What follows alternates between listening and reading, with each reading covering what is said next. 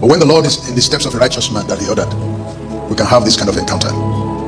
And this one is particularly different by its configuration, in the sense that we are gathered by a degree of desperation and hunger. And that is what catch my attention about you. For there are many things God will not do for those who are casual. And Christianity has been reduced to fun and fair, festivals, and reduced to eating and drinking, pleasures, holidays. And Christianity has been reduced to jokes, laughter. You come to some churches back in Nigeria where on Sunday morning they will bring jesters, bring people to make who can help you to laugh. And I'm disgusted about things like this. The house of God cannot be brought that low. The presence of God cannot be that disrespected. And we're in the presence of God, and all we have come to do is to bring career jesters, those who live by jokes, into a Sunday service. But I'm happy that the Lord is gently raising another type of congregation that will be more about warfare, fight, battle, engaging the devil, casting him out, healing the sick, raising the dead. There's no way that this one that I'm talking about now, raising the dead, will be equal to jokes, laughters, jesters. They are not the same. And I welcome those of you who are coming in and gradually climbing the staircase to come to that level where you have become all of your life trained as war sisters, war brothers, handlers of spiritual weapons, managers of battlefields. And when our Lord told his disciples, man brought his son and asked that the disciples of Jesus should cast out the devil, and they couldn't. And the man, rather than taking his son and walk away, he stayed till Jesus arrived so he can report them. But these ones have been following you for how many years? Let them go and find work. Because this can be the end result of 3 years of discipleship. They brought one devil, and 12 of you join hand on top of one devil, and you can't cast it out. And you are doing disciple. You are not the kind of person who want to take it to the apostolic, because you have even failed the discipleship. You will notice that the books of the Gospel of Matthew, Mark, Luke, John were Gospels. And within those 4 Gospels, these people were called disciples. Something happened at the end of John, and these same people moved to the next phase of their life when they were called apostles. And at that point, the record is about action.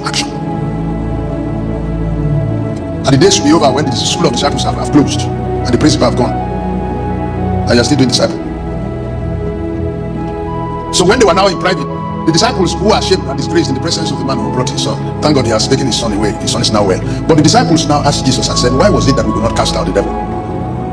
And Jesus explained to them that because of your unbelief, primarily, generally, but beyond that, even after you have believed, there are kinds. The power you need to heal headache is different from the one you need to raise the dead. So Jesus told his disciples, this type will not go except with prayer and fasting. The kingdom of the devil is also divided into hierarchies, and that's why the Bible talks of Beelzebub, that is the prince. In the hierarchies, in the spirit studies, there are, in demonological studies, there are hierarchies of the devils and demons. And Jesus was putting the fingers of the disciples very early on the fact that, look, if you will be on this job, you must recognize that there are gradients of powers to contend with. There are those ones, you read Psalm 33, they will go. There are those other ones, you finish the entire book of Psalms, they're still there. You do prayer, they are there. Unless you add fasting. There are those ones, after the fasting, you add vigil, otherwise they're not going. They know more Psalms than you do. So when Jesus told us about this kind, it brings to the ministry the consciousness of your preparations in dealing with kingdom agenda and dealing with spiritual opposition. And those of you who plan to go far must be ready to also equip yourself and arm yourself and acquire additional powers that can deal with different kinds, because you have already been told about there is this kind that will not go except with prayers and fasting. After that, there are other kinds. This fasting we're talking about has again kinds of fasting. There are fasting you do from 6 a.m. to 12 noon. There's somebody who told me if he goes beyond 12 noon that the eye will turn. I say, okay. So you will only be able to deal with certain devils that 12 o'clock prayer can embarrass to 12 o'clock. Devils that are coming to live inside hellfire, where fire is nothing.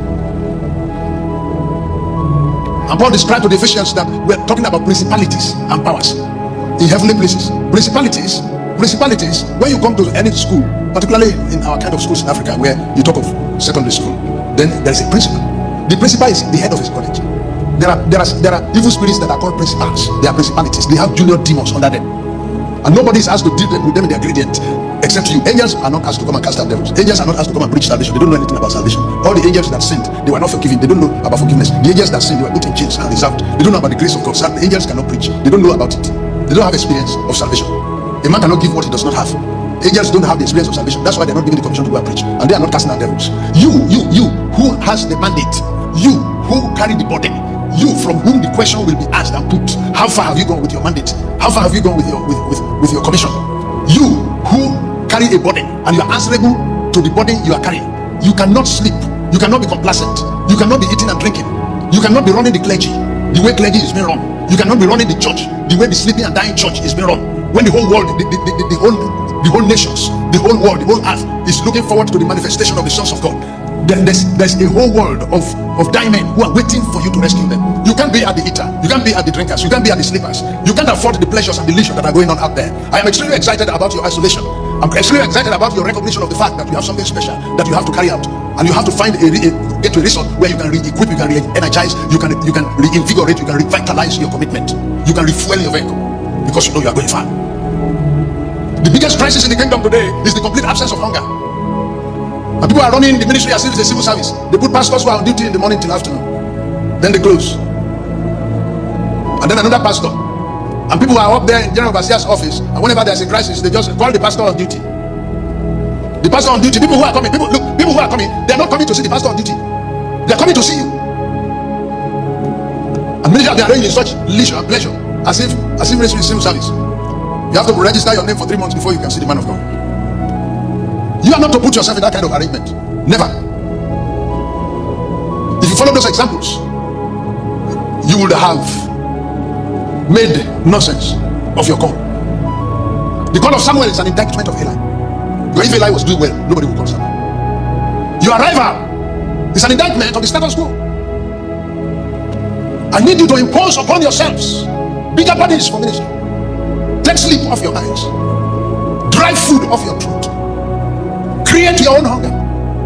Create your own desperation. Your generation is not mine. My own is not yours. When I came into ministry 50 years ago, the generation of people I was dealing with, the sinners that I was dealing with at that time, they didn't have computer. The sinners I was dealing with in 1975.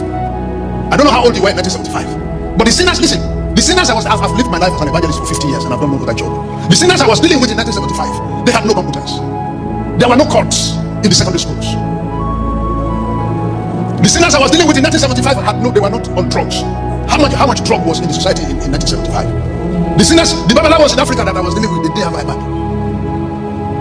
Babalawos now go Google. The modern sinners are more complicated. The sinners you are dealing with are more complicated sinners. And unfortunately, the intensity of passion that is there to drive ministry at them in order to be able to address their complexity is not even there, because the end-time evangelist is a pleasure seeker. He goes on holidays to Seychelles and ride on yacht. But some of you read the internet and see General Overseer and his family that are going on holidays inside the yacht. I've not had vacation for 50 years. My wife is here. The seal of God's house consumes me. It's as if Jesus is coming the next day.